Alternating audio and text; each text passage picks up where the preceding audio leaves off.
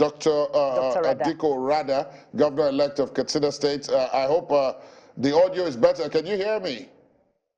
Yes, I can hear you. How are you? Fine, thank you, and congratulations on your victory. Let me begin by asking you what would be the very first thing. Very much. What would be the very first thing you intend to do now that you have emerged victorious? What's the very first thing you intend to do with particular reference to the outcome of this election?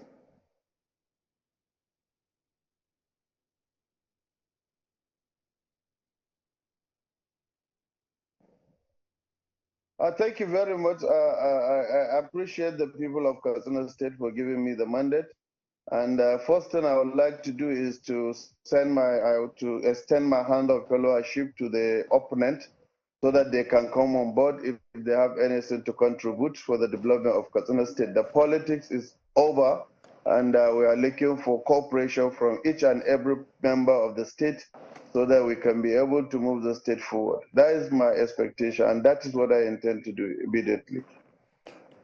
As you prepare to assume the mantle of leadership in Katsina, you must have identified, I believe, some of the key critical challenges that you will be facing. And one of them, by those of us who Katsina, but who have been following events in Katsina, would be the issues of surrounding security. What are your thoughts on that? And perhaps have you come up with some kind of roadmap towards beginning to even look at those challenges, particularly that one? Yeah, thank you very much. I think we put security as first priority in our strategic policy, because without security, you can't be able to go to school, to hospital, to market, so it will affect every segment of the society.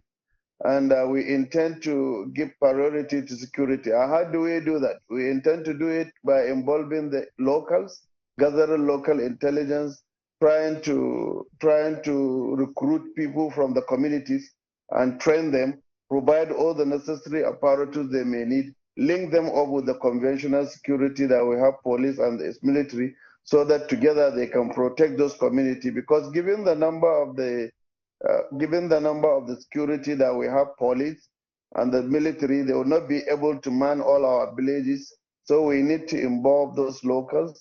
We need to give them all the necessary support they needed, and also try to use technology to tackle the insecurity.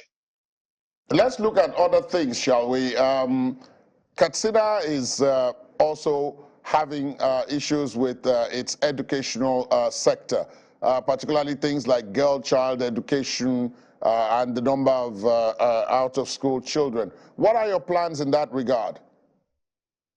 I think it is important also to look at, because I was a teacher.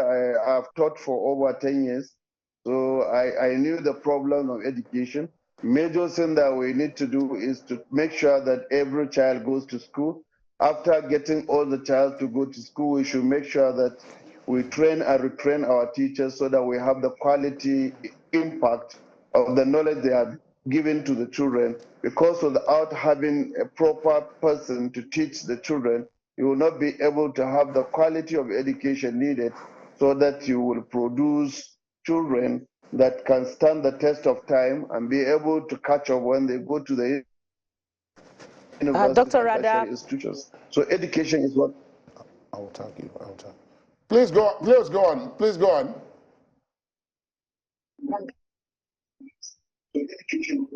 Yes. Dr. Radda, you can land on that point before I come in. You said what?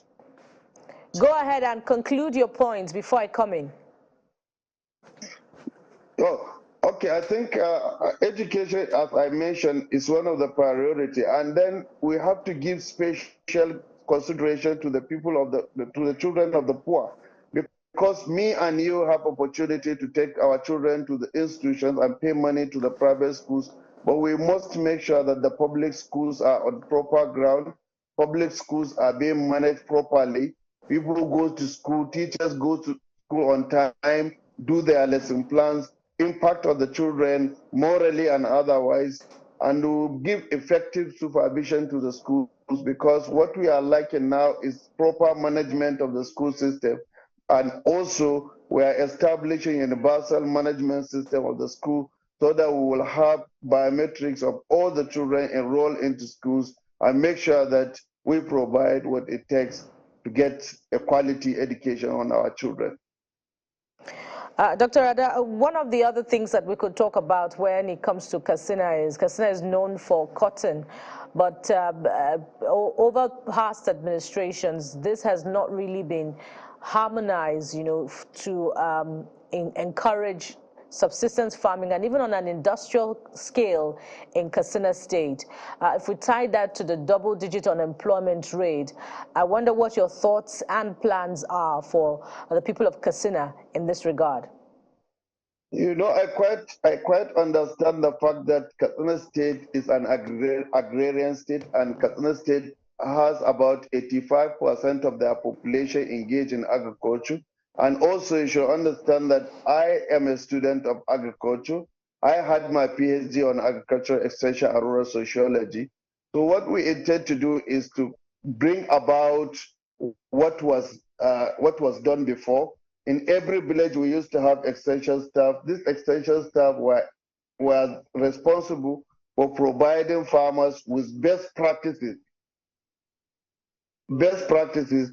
on how to improve their production, how to take care of the land tenure system in their localities.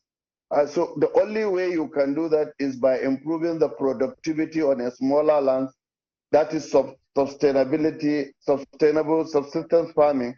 And by doing that, you are engaging all the farmers, trying to provide the necessary farming practices to the farmers. After providing farming practices to the farmers, getting that knowledge acquired by the farmers, and then you try to provide all the input they may need, and also effective supervision, and then try to see what value they can add to the product. That is, after harvesting their product, if they will be able to add value to that product so that they will maximize their profit and improve on their living standard. So agriculture is my first priority, and I'm going to do everything so that we can create a lot of employment and also engage our youth into irrigation farming so that they will have all year round producing, and it will reduce redundancy level. And when it reduces redundancy level, it reduces the rate of criminality in our society. Once everybody can have something to spend, have something to eat, they will not be having negative minds that will affect and increase criminality in our society. So we intend to engage our farmers all year round by irrigation farming, providing all the necessary inputs, and then reviving the extension services to the farmers so that extension services could liaise and serve as a liaison between the farmers and the research institutions. So anything new that will improve the productivity of the farmers will be sent through the extension agents, and anything the farmers have a problem, either insecticide or what have you, they will quickly channel it through the research institution, and there will be that liaison between the research institution and farmers, and the extension staff will be the middlemen in that respect. Dr. Radda, I'm sure the people of Katsina State have high hopes, following your election victory, and you have, clear plans about how to go about your objectives for them. This is why I want us to talk about timelines now. What time frame are you looking at within which you can achieve all of these things that you have laid out for the people of Katsina? This is major thing that affects politicians. When they get elected into office, they start telling people that in 1 month I'll provide this and that, in 2 months I'll provide this and that. What I'm assuring the people of Katsina State, I will follow my strategic policy.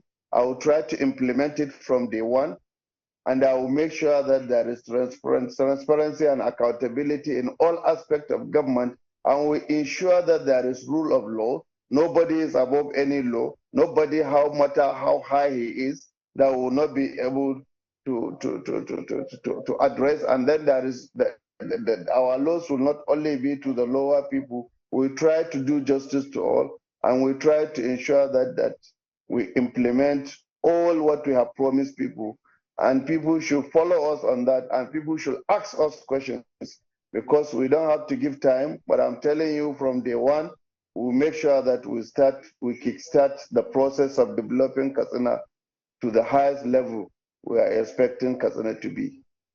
Dikko, Radda, one group of people who will be looking forward to what you do for them in that area will be small and medium enterprises, because I know that you were immediate past Director General of SMEDA, and that's the Small and Medium Enterprises Development Agency of Nigeria. But for now, let us just say thank you very much. Once again, congratulations, and we wish you the very best of luck as you prepare Thank you very to much. govern Thank you very Katsina much State. for Thank having you. me. Thank you My very much. pleasure to have you again. Thank you. Thank you so very much.